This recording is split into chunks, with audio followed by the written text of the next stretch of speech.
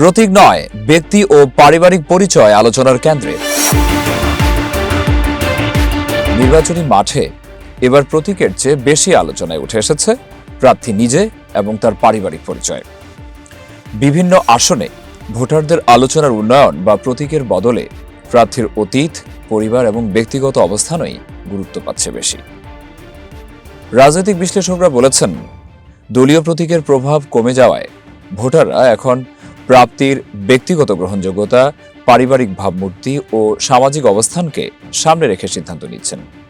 এতে করে অনেক জায়গায় দলীয় হিসাবের বাইরেও ভিন্ন চিত্র দেখা যাচ্ছে।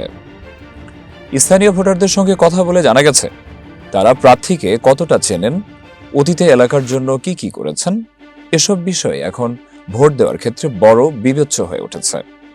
বিশেষ করে স্বতন্ত্র ও নতুন প্রার্থীদের ক্ষেত্রে এই প্রবণতা আরও স্পষ্ট। তবে রাজনৈতিক দলগুলোর নেতারা বলছেন, প্রতীক এখনও গুরুত্বপূর্ণ, কিন্তু বর্তমান বাস্তবতায় ব্যক্তি ও পারিবারিক পরিচয়ের প্রভাব অস্বীকার করার সুযোগ নেই। সব মিলিয়ে এবার নির্বাচন প্রতীক নির্ভর রাজনীতি থেকে সরে এসে ব্যক্তিকেন্দ্রিক রাজনীতির দিকে নতুন বার্তা দিচ্ছে, এমনটাই মনে করছেন সংশ্লিষ্টরা।